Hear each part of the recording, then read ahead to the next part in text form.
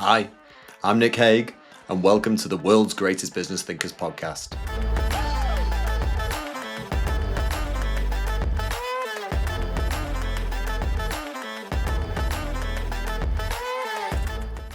Roger Martin has been named the world's #1 management thinker by Thinkers 50, and is a trusted strategy advisor to the CEOs of companies worldwide, including Procter & Gamble for over 30 years, as well as Lego, Ford, and Verizon.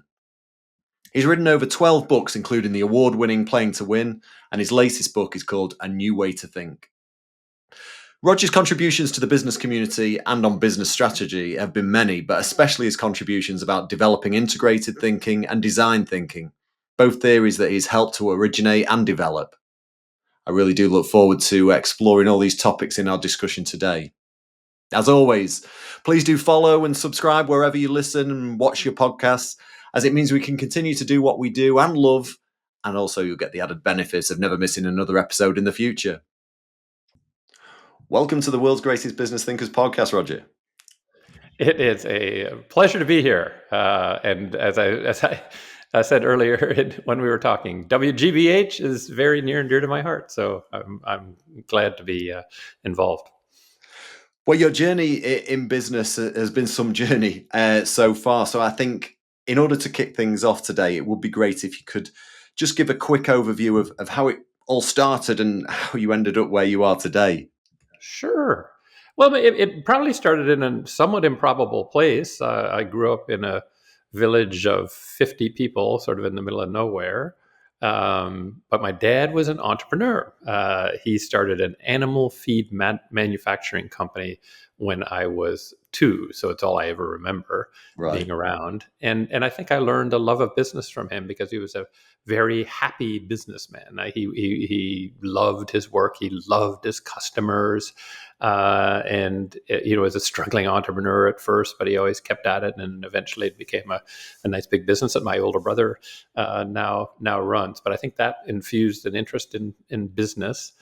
And even though he was uneducated, high school educated, a guy who became an entrepreneur at like 19, he always had reasons for everything he did. So at the kitchen table, the breakfast table, I'd say I'd because I worked a lot in summers and on weekends, and I would ask Dad, why? And he would always say, "Well, Roger," and then go into an explanation of why he did something the way he did. And I think that really fed an interest in the ideas behind business. Why do people in business do what they do? What's the thinking behind it? And so I sort of pursued that and ended up finding out about an industry I didn't even know existed. Like coming from Wallenstein, you don't know there's a thing called strategy consulting out in the world, and I learned about it when I got to Harvard Business School and ended up thinking, well, that would be kind of fun, and ended up sort of building a consulting firm with a bunch of business school buddies, and Mike Porter, who is the old man. He was maybe 35 and we were all in our 20s, and I just followed that along. Yeah. Well, there's some similarities there. My father too. He was an entrepreneur. He set up really? a market research agency, of which I was around the table. I worked in the company asking questions, of which it's come full circle. Me asking questions on the podcast now, but yeah, Isn't that great? Isn't I that think great? it definitely gives you an interest in business, doesn't it? Those conversations around the kitchen table. And it can be an immensely powerful education too. I mean, I have to admit, I don't have this kind of great, all-encompassing love for Harvard Business School because that's where I learned business. Uh, I kind of feel like I learned 10 times from my father around the kitchen table as I did from Harvard Business School. It was good, and they're nice professors and all that, but it didn't have this giant impact on me. Like, wow, this is what business is about. It wasn't. It just wasn't. No, I get that. Well, and now, I mean, some people have branded you the strategy guy, haven't they? You talk a lot about business strategy, and I'd like to start today Well, I suppose let's start at the top. Let's start today with your definition of what a strategy is, because some people sometimes get mixed up on what a strategy Yeah. actually is. Oh, not some. I think I think most. I think there's a lot of confusion about it. So my definition of strategy is it's an integrated set of choices that compels desired customer action. And the pieces of that that are kind of important are the integrated. So it's a bunch of things that have to fit together. It's not a list. I think of it as more of a picture than it is a list, more portrait than pixels, if you will. Choices, right? It is all about choosing to do some things and not other things. And the purpose is to compel the customer action you want. And why I focus on that is because a company controls a lot of things. You know, how many people to hire and how many factories to build and what to distribute through, blah blah blah. All those things are completely within their control. Nobody's telling the company you can't hire more than X people or build a factory or get advertising. You know, strive to get this many GRPs and your target market. That's all yours. But there's this one sort of annoying thing that you have no control over, right? And Yeah. that is whether the customer decides to reach into their pocket and pick out a bill and give it to you versus somebody else. So the art of strategy is making that set of choices in the things you control that compel action from customers that you want, and so that's my definition, and that's what I focus the companies that I work with on. Yeah. And I love the way that you say you see it more as a visual rather than a list, because I think when I've heard you talk before, you say, you picture it as a playing field, not a battlefield, playing field, and why we're playing this game rather than that game, and this is how we're going to be better than anyone else delivering it against what the customers need. So I think that visual nature, definitely I can get that. Yeah, and the for me the great enemy of strategy is planning, right? And although it masquerades as strategy, in fact, at least 90% of the strategy documents that I've ever read are plans. And how do you know it's a plan? A plan is a list of sensible things to do. Like, in fact, typically on strategic plans, the list of things to do all sound like, oh, that sounds like a good thing. Oh, that sounds like a good thing. That sounds like a good thing. But when you put them all together, they don't compel the customer action that you need to succeed. And people are always very sad that they've taken it to the board, and the board said, "Oh, well, that looks like a great strategic plan because all the things on it sounded awfully sensible." And they approve it, and then management comes back and says, "Gee, our results weren't what we thought. We built the factory, and we advertised, and we hired a sales force, and we did all those things." And they're often perplexed because they don't know what strategy is. Only probably 10 to 15% of CEOs of big companies actually have any kind of useful definition of strategy. The rest don't know what it is. And so when those bad things happen, they tend to be kind of flummoxed. And often they'll blame it on their strategic plan. They'll say, our strategic plan wasn't good enough, or we didn't execute our strategic plan, all of these things. Yeah. No, you didn't have a conscious, coherent strategy. Yeah, and I think you know I've heard it many times in boardrooms as I've sat around there. If you fail to plan, then you plan to fail. But as you say, you famously it's a surefire way to guarantee losing that against the odds, rather than creating a strategy. So what can you just spell out for us what the key differences are between planning and strategy then? Because Yeah. people do get confused. Well, planning tends to be a list of things for which the opposite is stupid on its face.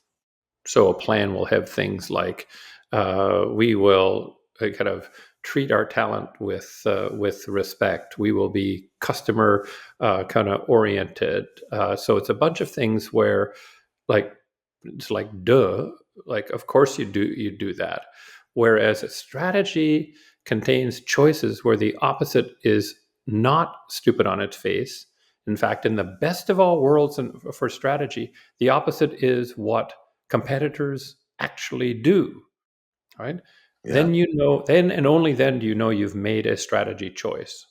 So if you're Jack Bogle sitting in the mid 70s and saying, "Gee, I don't think mutual fund companies who have these investment managers who pick the stocks for their portfolio are actually doing customers any service." So here's what I'm going to do. I'm going to launch something called an index fund that simply mirrors the S&P 500 if it's an S&P 500 index fund. So we actually don't hire any investment managers. We have none in the entire company. Well, that's a choice. How do you know it's a choice? Because Ned Johnson up in Boston is saying investment managers are our most important employees. We hire the best, we train them the most, we give them the most latitude because they're so incredibly important. Yeah. Those are strategy choices because Yeah. the opposite isn't stupid on its face. The opposite is sensible. And that company is choosing to win with its customers in its own way, while you're choosing to win with your customers in your own way. And so you only know you've made a strategy choice when the opposite is not stupid on its face. Yeah. Now, some people say, and I say, well, say it's like being customer centric. That's actually not a strategy choice, right? What's the opposite? Ignoring our customers entirely? Well, Yeah. if you're the Department of Motor Vehicles, you can do that because if you need a license, if you want to drive a car, you actually need them. But that's a government mandated monopoly, and so you can get away with it without. But otherwise, ignoring your customers entirely is a stupid idea. Now, if you're say like Four Seasons, saying, you know, serving customers in a luxurious way for all of our competitors means having grand architecture and decor and obsequious service. And you say, oh, no, no, no. The way we're going to serve customers, we're going to serve high end business travelers who hate the fact they're staying at a luxury hotel for one more night because they'd rather be where? At home. At home with their loved ones, right? And so, what we're going to do is define luxury as making up for what you left at home and at the office, as it turns out, because that's second best because you're at least productive there for people. So, that becomes a strategy choice. If you just use this vague, we're going to be customer centric. They are customer centric. Four Seasons is customer centric, but that is not how they define their choice. They define their choice as we're going to make up for what they left at home and at the office. So even though Four Seasons is the most expensive hotel chain in the world, it's not the most opulent. If you think about it, the last time the rooms are somewhat understated, somewhat cozier. Are they luxurious in terms of the fabrics and the qualities and the wall coverings and the furniture? For sure, but there's not going to be some $20,000 urn sitting on a table that if you knock over it goes on your bill. No, that wouldn't connote home to you. And if somebody sort of bows and yes sir, yes ma'am, anything you say right now is obsequious, you'll think that's not home. That's why Four Seasons service is highly respectful, friendly, very efficient, because make up for what you left at the office, but not obsequious Yeah. because that gets you the opposite. So what you have to do to know you have a strategy is push your choices to the point where you can say the opposite of this choice is not stupid. If you can't, you've probably stated it in a generic way. We're going to be operationally effective. We're going to be customer centric. We're going to value our talent. Blah blah blah blah blah. It's all I got to say to that. Right? Yeah. It's that will then end up devolving to plans. So to value our employees, we're going to develop a career planning process. And then you wake up at the end of the year and you've lost money and but we have a good career planning process. Well, was that part of an integrated set of choices that compel customer action? You see, at Four Seasons, having a long-term career planning process for brand new employees is the opposite. Isn't stupid. The opposite is what everybody else does, which says they're going to be with us for 16 months, which is the average in the industry, and so there is no career. We'll just try and make it make out as well as we can, and then hire somebody to replace them in 16 months. But Four Seasons, no, they want them to stay, and they succeed in 10 years on average for frontline staff. Frontline staff stay 10 years for average. So Wow. having a career path is really important. Sitting them down and saying, here's how you can move your way up to higher and higher levels of responsibility and compensation and authority, but you have to accomplish these things. Whatever. That makes sense when you want to deliver a kind of service that requires those kind of employees, right? And so that's something I would say to any listener. Read your strategy, and if the opposite is stupid on its face to any element in there, it wasn't a strategy choice.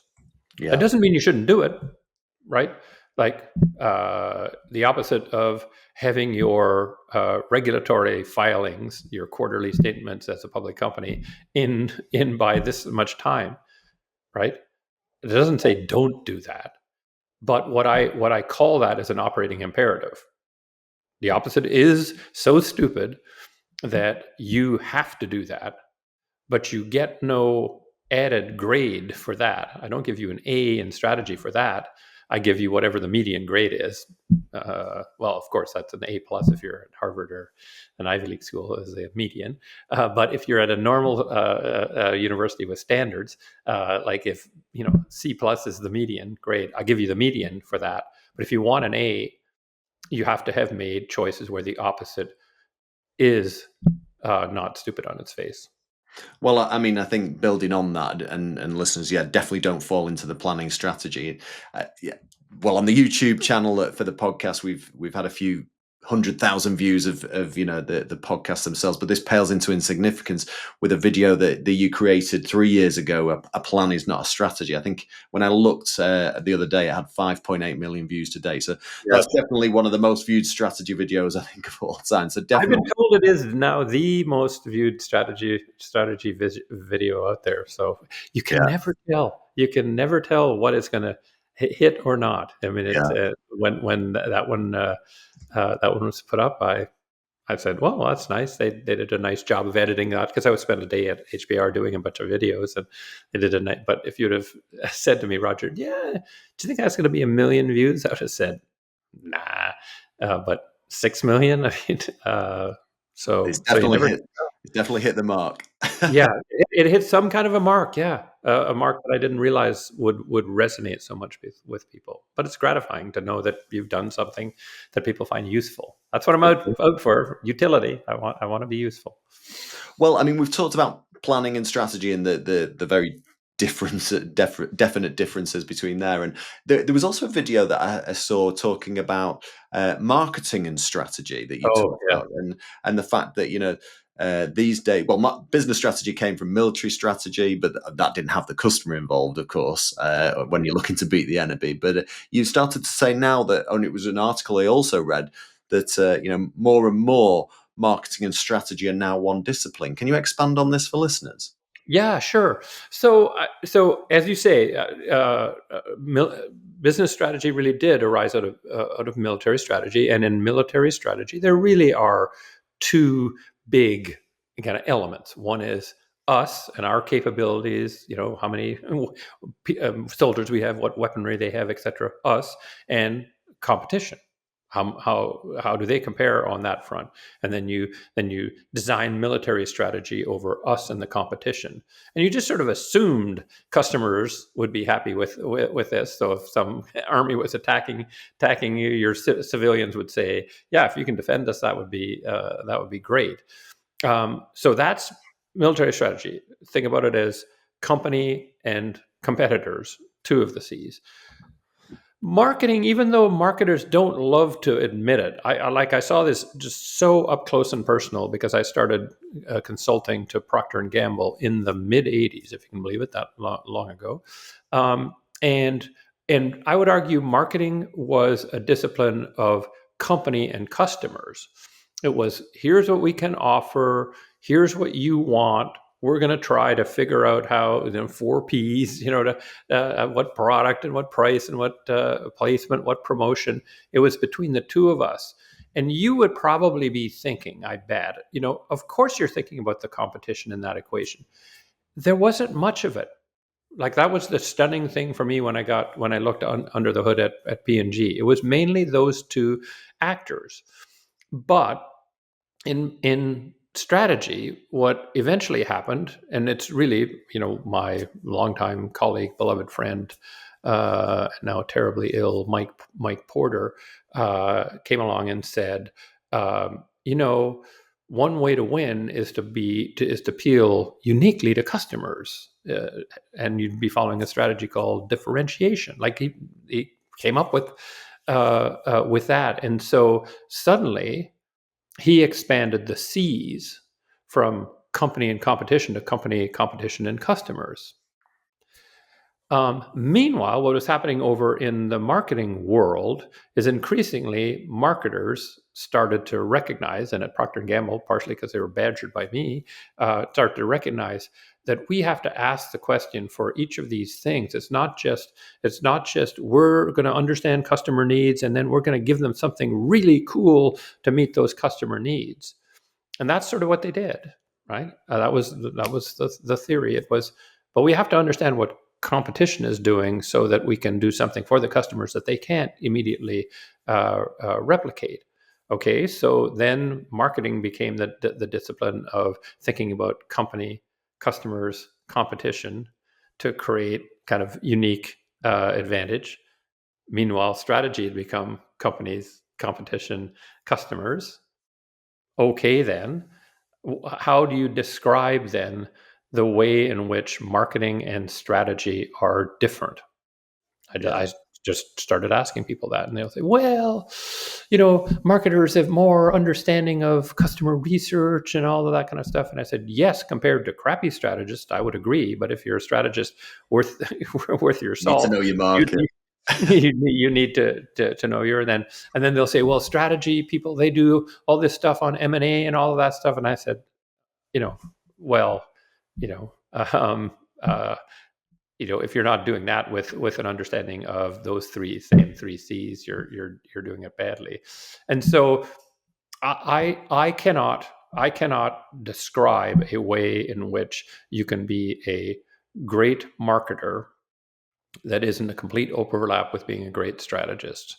Yeah. And I cannot describe a way in which to be a great strategist is not a complete overlap with being a great marketer. And so I think it's just now a remnant, I guess what they call a skeuomorph. It's just something that we have left over from a previous era, right? It's like on your trench coat, you've got this little strap over the shoulder. What's that? Do you know what that's for? To put your bag under? No? Scarf? Hold your rifle. Oh, really? That's what it was there for. So your Right. rifle wouldn't slip down while you were marching. How many times have you gone out with a trench coat and a rifle in your life? Right? Not very often. Yeah, like zero. But it's still around because it always was there, and it once had a purpose. And once there was a purpose for having strategy and marketing. But in due course, somebody says, you know what? We kind of don't need that anymore. It has zero utility. And so we have strategy professors and marketing professors. We have strategy departments and marketing departments, and it's all complete overlap and waste of time. And eventually, the world will figure that out, and we'll see in business education those two things converge into one thing. And in business, we will have the disappearance of one of those two functions. I mean, I totally get it because in presenting in my previous life, running an agency, presenting findings back to clients, you know, I love the three C's framework, which is exactly what you've just described. I didn't know whether Kenichi Omi, you'll know his book, The Mind of the Strategist, The Art of Japanese Business, but he talks about this Venn diagram, and the interlocking circles of customers, competitors, and the company itself. And in the middle bit, there's that strategy bit, the balance that the company offers, the customer wants, and the threat from the competition. And it was always a favoured framework in order to bring market research that you've gathered from asking the marketplace into a coherent one pager, if you like, to say, Yeah. this is what you should be doing for next steps and action. So yeah, I But totally if get that's it. true, what a strategist does, remind me again what a marketer does. Yeah, Right, in that word, that's the question. And you could say, oh, they do market research. Well, that's you certainly don't need a seat at the table to do market research, right? You don't yeah, need to be a C-suite person to do that. That's a small narrow function within in my view an integrated strategy slash marketing yeah, department. yeah, uh, so yeah, so I mean I'm sort of philosophical about these things. So my hero is Peter Drucker. And if you look back at Peter Drucker's lifetime, what he did repeatedly that makes him the greatest management thinker ever is he would say something at time T that everybody at that time would say, "Oh, come on, Peter, you should you should manage people by objectives. You should literally sit down with everybody at the start of the year and lay out objectives, and then managing them during the year. What are you talking about? This is crazy talk." That's 1956, right? Or 1976. It's well, pension funds are going to save democracy by putting the ownership of companies in the hands of the workers in just a different way than Karl Marx said. Oh, come on, Peter, really? But in each case, a quarter of a century later, it was totally obviously true and conventional wisdom. yeah, You wouldn't have you don't have a functioning HR system without some system for setting people's goals and objectives for the year and measuring them against them. Pension funds did actually become the biggest holder of equities in America, and by that democratizing stock ownership. So I take heart and say you got to say things that people think are nuts at the time, and just wait for history to skate you on side. And so yeah, that's what I think on this. 25 years from now, or I don't know when I wrote that first, maybe 5 or 7 years ago. I did the same thing when I went on my first publicly traded like NYSE board in 1999, and I got on it, and they were talking about what guidance we're going to give. Uh, and I said, like, you understand this is stupid and counterproductive, right? And they're like, Roger, you naive, young, stupid person. You have to do it. There is no way not to do it. It's an integral part of the capital markets. And I just said, yeah, but it actually produces no utility for anybody and massive disutility. yeah, uh, you're making projections about things you actually don't know and can't know, and then you're held to them by a bunch of nutcases in the capital markets, and they hold you to them because you said them in the first place, and all that does is screw up your life, their life, shareholders' life, and everything else. Other than that, it's just a great idea. I said this will be gone. This will be gone. And they're like, oh, you silly boy. So that was 1999. And 2025, the guidance is no longer something that everybody does. Smart companies just say, shut up, we're doing our work, and quit bothering us. And others have the vaguest sort of guidance. Like in 1999, it was, this is going to be our EPS to a penny, here's going to be our sales to a tenth of a percentage point. Now they'll say we're going to aim for top line in the 2 to 4 range, and bottom line in the 7 to 10 range, and nobody gives point estimates anymore. Well, I said that in 1999 and was simply laughed at, like absolutely scoffed at, laughed at. I'm surprised they didn't kick me off the board because I was so stupid. Um, so it well, just takes 25 years. well, and I think, whether it's Peter Drucker, whether it's yourself, Roger, you've made many contributions to business, well, and especially business strategy have been many, especially your theories around developing integrative thinking and how important this type of thinking is when searching for creative strategy possibilities. Can can you talk to our listeners about integrative thinking as an example of how this type of Sure. thinking helps companies develop a winning strategy? Sure. So I just set out. I started thinking about it in 1991, actually, which is I was just trying to figure out what is it about the CEOs who we work for who seem to be successful versus the ones that are less successful. And I was just trying to figure that out, and also trying to figure out who hired us, because we were the upstart firm. Like McKinsey was gigantic, VCG was gigantic, Bain was reasonably gigantic when we started. And we were little. Why did they hire us, and what was it about them? And I just got more and more interested and started interviewing highly successful leaders about how they thought. And rather than listening to them and asking them, how do you think you think? I didn't. I just had them talk me through choices that they'd made, and what went into those choices. And that's what I just discovered, essentially, that the one thing that was common across all these highly successful business and not for profit leaders around the world. There were Indian CEOs that I interviewed, Latin American, Asian, kind of North American, men, women, for profit, not for profit. Was this one thing that they did, which is when they were faced with people coming to them and saying, boss, boss, boss, you've either got to do X or Y.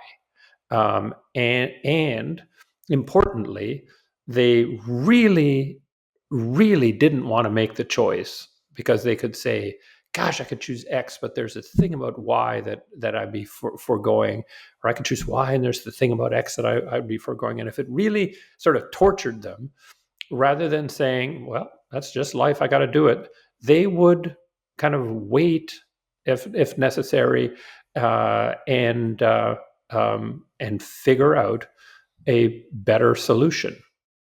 And some of them were really odd, like Frank Gehry, right? So, like, not a businessman, and in fact, somebody who's thought of as as what they call a starchitect, right?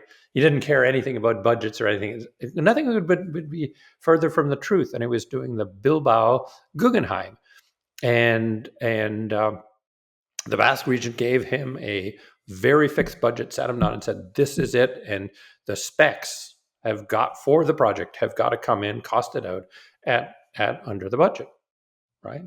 And he got, to close to the end, and he wanted to clad the Bilbao Guggenheim. Have you ever seen? Have you been? I have. It's fabulous. Yeah, I've been there. I've had a beer So outside of there. So the color is a magnificent burnished gold that titanium turns over time, and at sunset, it's like you're in heaven, kind of. It really is. It's amazing. So he wanted titanium, but the budget couldn't afford it. The budget could afford, and now just visualize this. Like, go back to your Bilbao and visualize aluminum. Right. The whole thing clad in aluminum. Like, Yeah.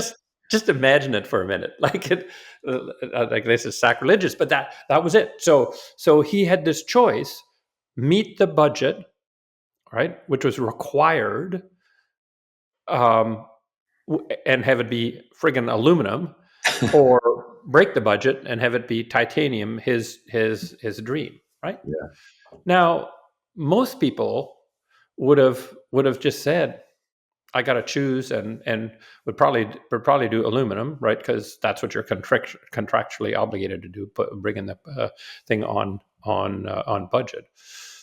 So what did Frank Gehry do? Well, he went back to basics and said, you know, titanium is a raw material, a metal that's traded on the LME, the London Mercantile Exchange. Why don't I go back and look at this? And he looks and says, ooh, much variability, right? And he says, they only said I have to spec the building on budget, in time for it to be built on the schedule. And this is going to take, I think it was 3 years to build. Right. And so I'm going to spec the entire building, every aspect of the entire building and commence work on everything except, guess what? The titanium. The cladding, right? Because Yeah. actually, you don't need to know that for whatever, 2.5 or 2 3/4 years.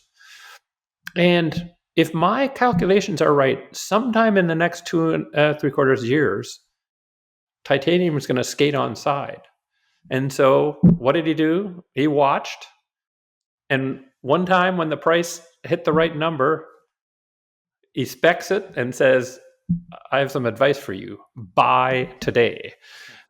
And that is the only reason why the Bilbao Guggenheim looks the way it does. And because it looks the way it does, Frank Gehry is considered in his field what? A god, Yeah. an absolute god. What if it Well, had been aluminum? What if it had been aluminum, right? I It mean, would I be love like, that book. I love that building even more now. I know that. I didn't know that story at all. yeah, yeah, That's yeah. a But, fantastic but story. that's what I call an integrative thinker. He Yeah. just said, nope, I'm going to find a way around making this trade off. They'll use all sorts of techniques, different techniques. In his case, it was think think carefully about the project, what the timeline is, the material. Like they have to think about a whole lot of things to be able to come up with a way through the dilemma.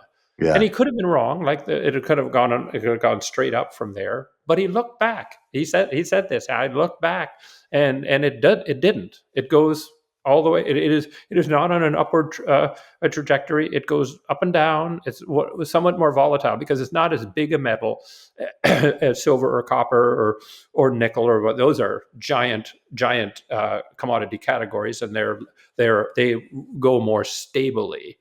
But titanium, not so much, and it goes differently. It's a manufactured product like aluminum is. Blah blah blah. So anyway, um, Yeah.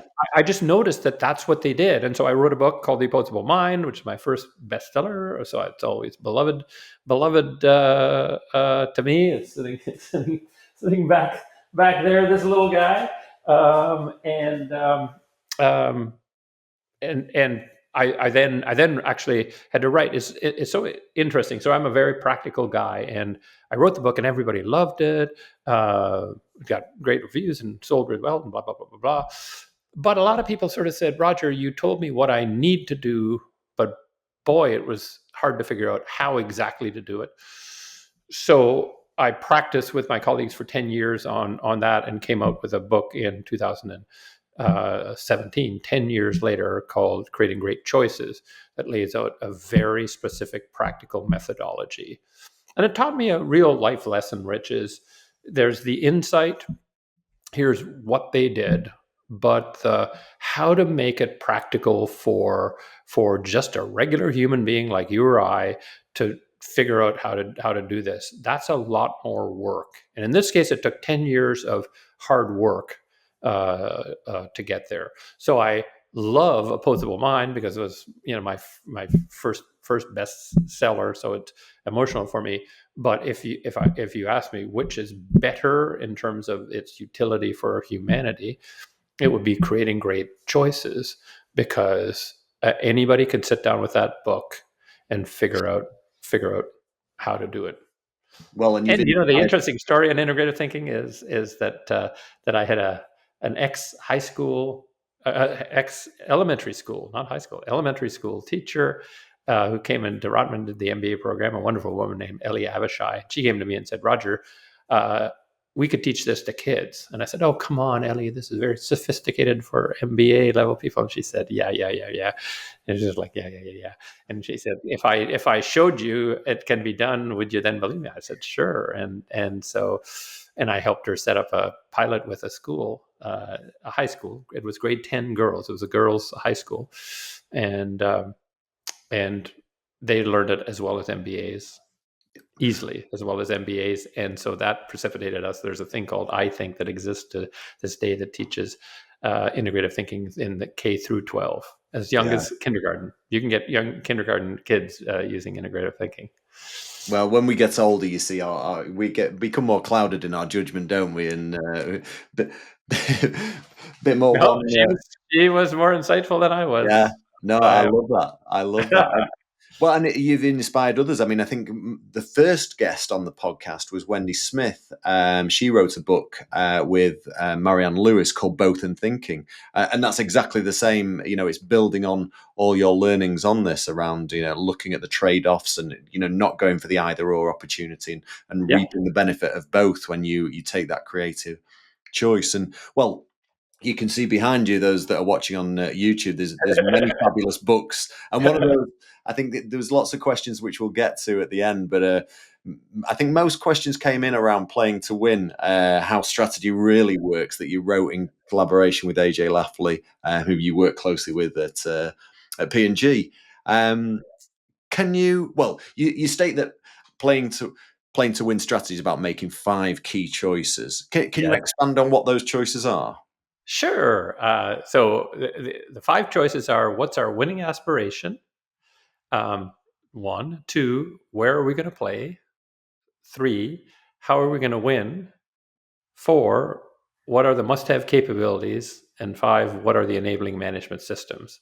And they work as a system. So what enabling management systems are necessary to build and maintain the capabilities necessary to win where we've chosen to play to meet our winning aspiration? So you go down, it's 5 boxes. I have them in a cascade from upper left to lower right. And you have to go back and forth to get, and this is what I mean when I was saying earlier, an integrated set of choices. The answers to those 5 questions have to integrate together and reinforce one another to be able to have a coherent strategy. Yeah, yeah, and And we talked about Four Seasons later. Like, their aspiration is to be the number 1 luxury hotel chain in the world, right? The very definition of luxury service. Their where to play was a unique choice. They were the first hotel chain to say, uh, they were so successful, others followed on this front. We're going to sell off all our land, sell off our hotels, and we're going to only be in hotel management because we want to stand for service. Because most hotel companies, or all hotel companies at that point, were sort of offshoots of real estate. They were a bunch of real estate people, which is, Sharp started out being. He was the founder of Four Seasons, was a real estate guy, built a hotel, and decided he loved that. But so their where to play was management only, and then they focused on high end business travelers, right? Um, and they were going to be the top of every market in which they operated, right? And you might ask the question, hey, what the hell are they doing with resorts in the Maldives and Seychelles? What's that? Oh, those are not business cities, business travelers. The answer is, but that's where high-end business travelers want a vacation. And so we'll follow that core clientele around. Their how to win was what we discussed earlier. We're going to redefine luxury, luxury hotel space as making up for what you left at home and at the office. That's going to be the value. The must-have capabilities are among other things kind of workers who can deliver that service to guests. That kind of service that requires a more experienced person who we can put lots of decision making in the hands of. So that means that while all of your competitors are hiring people off of Indeed or Monster.com, just on the basis of a resume, to get a job at a Four Seasons, you have to complete 5 in-person interviews successfully. The last of which is going to be with the hotel manager himself or herself, the most busiest people in the entire chain. So those things fit together, and having the most intensive training, the most intensive career path, and all of those are management systems that build the capability necessary to provide the kind of service that's completely distinctive to that a segment of customers to meet our winning aspiration. yeah, That's a strategy. All the pieces of it fit perfectly together. And one of my bugaboos these days is people writing complete nonsense about, oh, the world is moving so fast. There is no such thing as competitive advantage anymore. We've seen the end of advantage. Advantages come and go like fleeting. He put that in place in 1985. Yeah. What has been for virtually all the years since then and continues to this day the number one luxury hotel company in the world, the biggest, the most profitable, the highest customer rated, the highest employee rated hotel in the world. So that's fleeting competitive advantage. Last time I checked, I believe it is 2025. Yes. 2025 minus 85. Oh, that would be 40 years. Fleeting advantage. You call that fleeting? I call that Yeah. forever. So this is just a complete fallacy. This sort of like, oh, it's so VUCA, blah blah blah blah blah. No, great strategy lasts a long time. Yeah. Yeah. Well, I mean, I've spent my business career reading the many articles that you've written for Harvard Business Review, and Oh, thank you. so, I'm well, glad somebody reads them. I did well so much that I'll show you in a minute. But your latest book, which is a couple of years old, I know, but a new way to think that brought them all together in this management handbook of 14 alternative business models. So Yes, I just had to buy that. But I think, yes. well, I think the Tom Peters testimonial says it all. Let me just Um, read out very, what he says very. for the listeners. He says, I would pay 110 times the cover price for just the table of contents of this extraordinary book. In fact, I suggest you post the contents page on your work or home office wall and use it as all you need to know daily checklist to spur action. So, I mean, that's some praise. And it is actually on my pin board. Oh, that's great. in, That's great. in And for those who are watching, not listening, those are the one thing you get at when you publish a Harvard Business Review article, or used to, is you get a leather-bound copy. And so these Nice. are the leather-bound copies of the 34 Harvard Business Review articles I've written. Well, I mean, but with the book, you've done the heavy lifting for us all, haven't you? Because Yes, you've brought it all together, and I thought, I mean, it'd take it probably was not my idea, by the way. And that was oh my HBR editor, David Champions, wonderful man, and he's the guy who suggested it. He said, there's some real commonalities in your articles. They're about different subjects, but have a common theme. This sort of a new way to think theme. You should compile it into a book. So it was not. I cannot take any credit for the idea. It was David's. well, teamwork is often the way. And David, yeah, thanks to David for doing that. But it probably would take about 3 podcasts in order to get through the whole Yes, content. I think so. So, well, customer loyalty is a keen interest of mine, and I wanted to touch on the cumulative advantage framework and the basic rules that a brand must follow in order to extend that competitive Mm, advantage. Because I think that fits quite nicely with what we've just been talking about with the 4 seasons sure. and keeping that advantage. Yeah. Well, and that article was a collaboration with my friend A.G. Lafley, and I mean the basic theme of it is, and it's called a nice provocative title: "Customer Loyalty is Overrated." And Fred Reichheld, who has a friend, when he saw the title, said, "I was going to be mad about this article, Roger, because I thought you believed in loyalty." But he said he came away saying, "No, yeah, I agree with what you're saying. Those aren't inconsistent." But what the idea behind the article is just that the notion of loyalty is kind of a conscious idea. Is that Nick liked this soap, and he consciously said to himself, "I'm going to be loyal to that soap or that electronic product or whatever it is." And the research is pretty clear that most of our thinking is that influences our decision is subconscious. And so rather than a kind of a man or woman going down the laundry detergent aisle and saying, Tide has been awesome for me for a long time. I'm going to be loyal to Tide and pull the box off the tail. They literally are going down that aisle almost like a zombie, and their subconscious is saying to them, "Put that in, put that in." Yeah. And if the person, if that's Nick going down the aisle, and Nick like reaches for some other bottle, the subconscious starts screaming, "What are you doing? We do the orange one, Nick."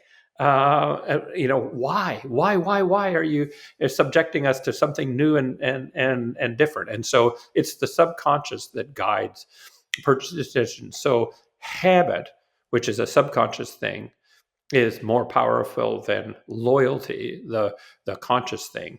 So what you've got to do is avoid causing people to have to break their habit, because once they break their habit, they're into they're into that new habit, and it's hard to break. Yeah. And this is the whole thing behind return to work, right? Everybody had a habit of driving into work or subbing into to work or whatever, getting to work every day, working 9 to 5, going back home. Then the government said, we're forcing you to break that habit. We're not allowing you to show up at the workplace. And people were all freaked out. Oh, how am I going to live and survive with it? Blah blah blah blah blah blah. But when it went on for months and months on end, what happened? It became the new habit. You Yeah. roll out of bed, you make your coffee, you put a shirt on, and sit in front of your screen and do Zoom calls, right? And so the office became this weird thing. Oh my God, they want me to go to the office. That's what the subconscious was saying. We've got we've got this. We roll out of bed, go to your desk, do Zoom calls, and you're telling me I got to do this new weird thing. That's the problem. When you break a habit, new habits get formed, and once that new habit is there, your subconscious is yelling at you saying, "Don't do this, don't do this." And so that's why, I mean, even though these people are befuddled about that, it's like we're just asking you to do what you were doing 3 years ago. That Yeah. might as well be we're asking you to do what you did in the Neolithic period. Right, it's gone. It's like gone, like literally gone, and the habit is what is dominating. And so it's going to take a long time, if ever, that we're going to reestablish that old habit. So never, ever, ever mess with habits. This is why logo changes are stupid. This is why Jaguar's incredibly stupid ad is so incredibly stupid, Yeah. right? It's like, that thing called a Jaguar that you really knew and love, gone. Everything about it is gone. And here's something new. How about that? So if the how about that will appeal to a whole bunch of brand new people, great, because you've just made sure all the people who you had are gone and gone forever.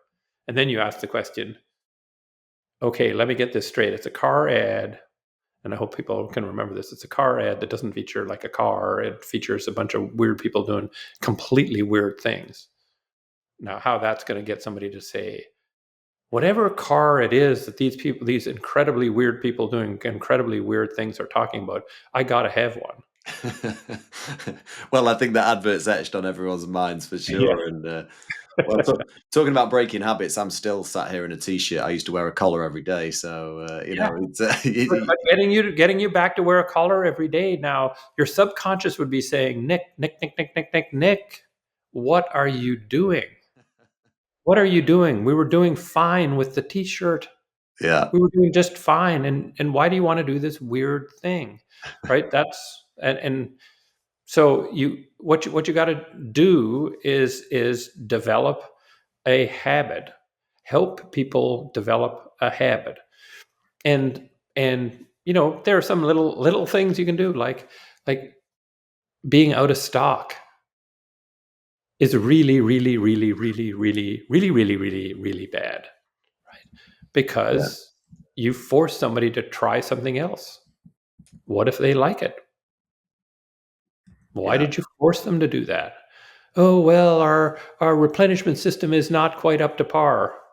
Oh, okay, so you want to die. All right, fair enough. That's fine. If you want to expire as a company, why don't you have a crummy replenishment system? So there are things like that. And oh, we decided the logo was old fashioned. We're a Cracker Barrel.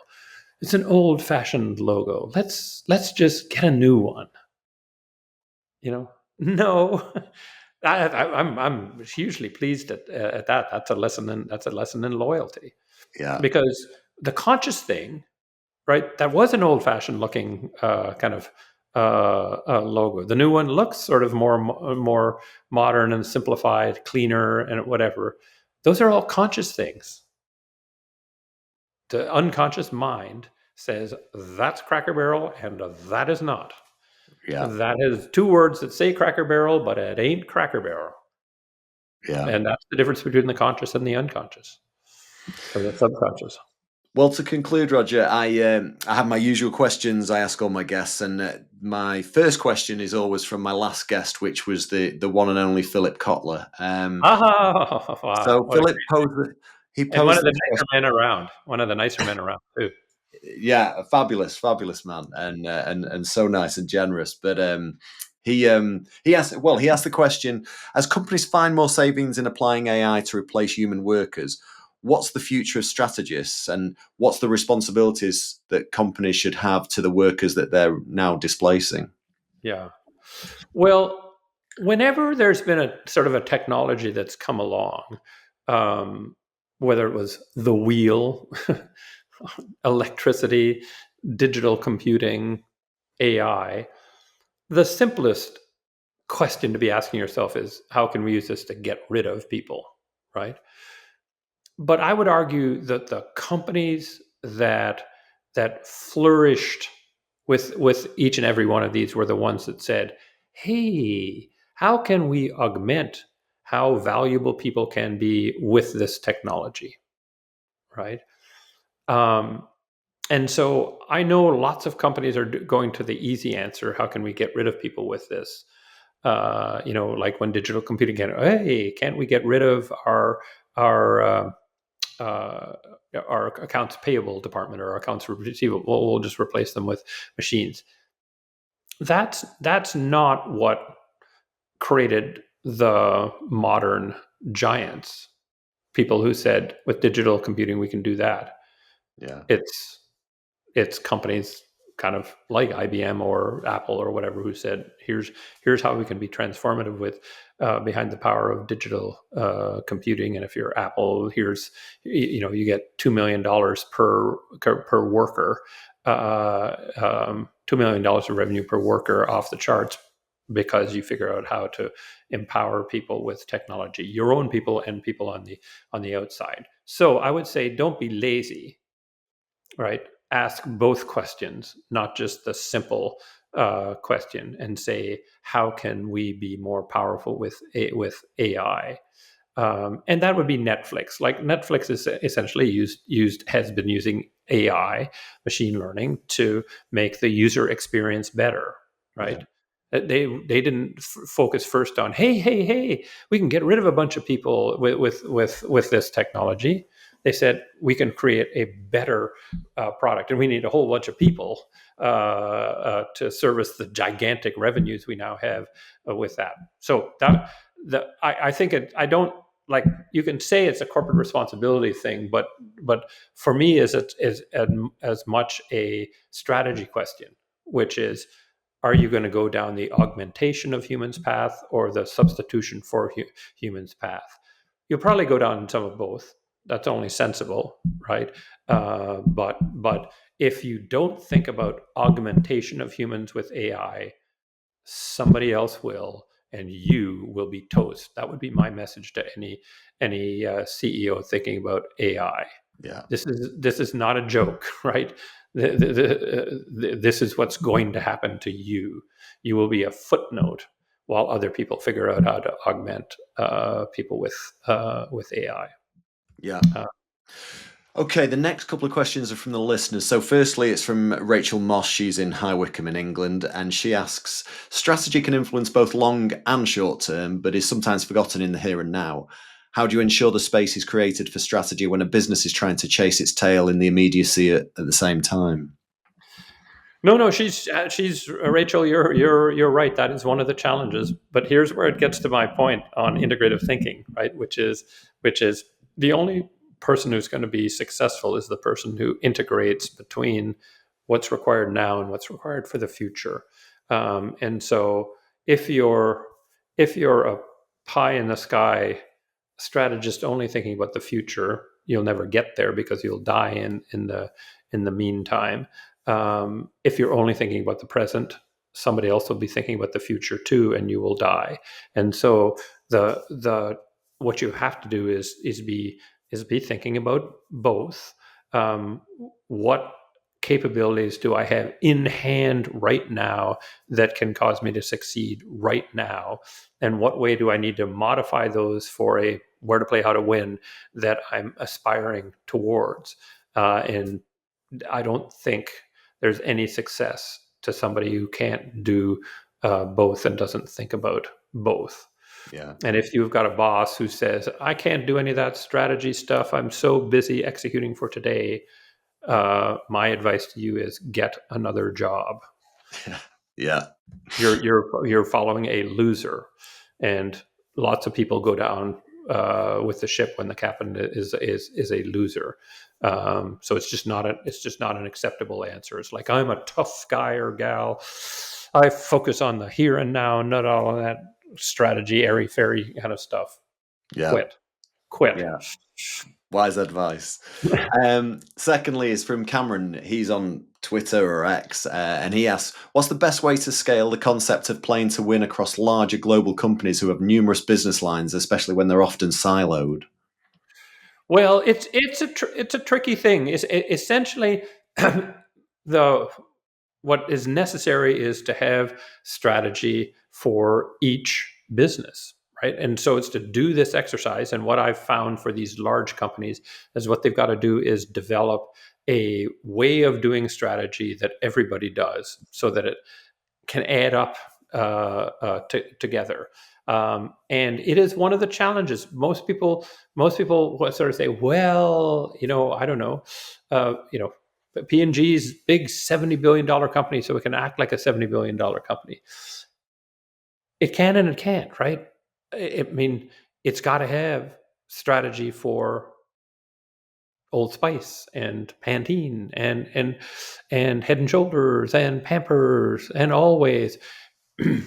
Just because you're a giant company doesn't mean you can have one strategy for the whole company. There's got to be one thing that P&G stands for, but they need strategies across all of those brands and all of those regions. And the companies that sort of say, we're from headquarters and we're declaring our strategy to be X and everybody go execute, they are all doomed to failure, because the same strategy does not, you can't ever state strategy in specific enough ways that it takes care of what Head and Shoulders is doing and what P&G is doing. Yeah. Yeah. Those are two different beasts. So strategy doesn't scale awesomely. In fact, it creates a coordination challenge, because what you need at P&G, if they've got, last time I checked, $27 billion brands, they got others too, but you got to have a great strategy for each of the 27, and they've got to work together and reinforce one another. That's not a trivial exercise. Yeah. What's the best piece of business advice you've ever been given? Tackle the hardest problem first, Yeah. right? So what I argue, I was given this advice, and I've sort of expanded on it. And any reasonably intelligent manager can line up the problems that they are facing Monday morning from 1 to 10 in order of importance. A successful manager starts at number 1 and works his or her way down. An unsuccessful starts at 10 and works their way up. Yeah. It's as simple as that. And the reason tends to be that, actually, even though you think they're 10 separate issues to the best of your judgment, if you get rid of one, you'll just notice, oh, 7 and 9 just went bye-bye. And it's because one was the biggest, most powerful one, and it had knock-on effects on the others. So your list simplifies over time and is managed over time. If you go after 9, it won't solve 7 or 1. In fact, there will be new big problems arise. So just look at what's on your plate and say, I'm the boss. I should be the most capable. Go at number 1. Very, very wise advice. Who would you like me to reach out to and invite to come on this podcast in the future? I would I would say first and foremost somebody who's in your neck of the woods, Sloan MIT, Zeynep Ton, who wrote one of the best business books I've read in the last 20 years, top 5 in the last 20 years, called The Good Jobs Strategy. Um, and it's how you can create how you need to think about create a frontline engine with your customer facing workforce, rather than view it as a cost burden. It was a great book that opened my eyes. If you haven't had Amy Edmondson on, she's awesome, friend, great person. Um, those would be those would be the two that come to mind, and they're both uh, in the hundreds of yards from WGVH. Yeah, no, well, in fact, I had Amy on my previous podcast, but I haven't had her on this one. So I'll reach out to both of those Yes. and drop your name in there, Yeah, Roger. no, no, you can say to both of them that I highly recommended them. Yeah, those are the two that come to mind first. I Excellent. noticed you're having Scott Anthony on. He's terrific. He's Well, terrific. in fact, I would have named him if it wasn't for the fact that I know you. I think he's upcoming or something. he is. He is. He's my next guest, and There you professor go. at Tuck School of Business at Dartmouth, an expert on how to navigate disruptive change, and he's got his latest book come out, which is on the shelf, the Epic Disruptions there. So Oh, um, right, right. to finish And things he's a off, bit like he's for what it's worth. He's followed a little bit of like I was a long time strategy advisor. He would say innovation advisor, but in that world before ending up in the business school world. And yeah. so I So, think yeah, he'll be terrific. what question would you like to pose to Scott then? Um,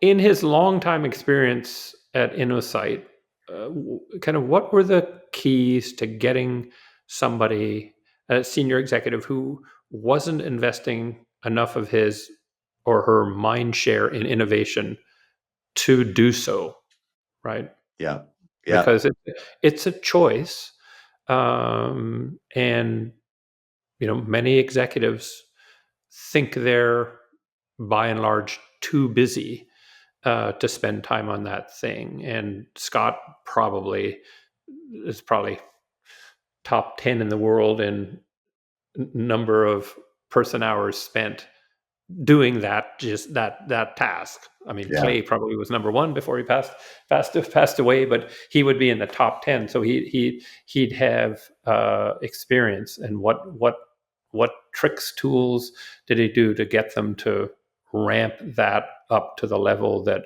he, as an innovation expert, would say they needed to? yeah. Well, it'd be interesting to see what he comes back with, Roger.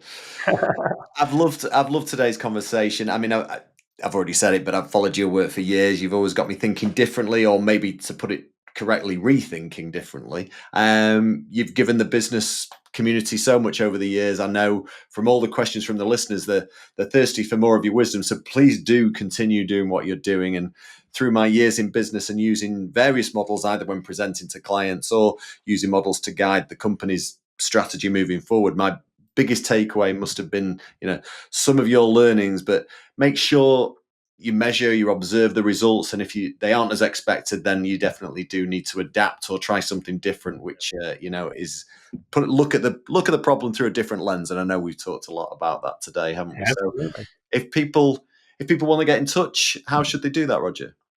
Oh, I mean, you can just email me. My email is simple. It's my name, Roger, at my full name, rogerlmartin.com. You got to put the L in that, my middle initial. Otherwise, it'll go to a really nice man, a real estate uh, a guy in Houston who's so nice. He will send things to him. I send him books for free, and he reads them and the like. But I don't want to burden him overly. So there's that.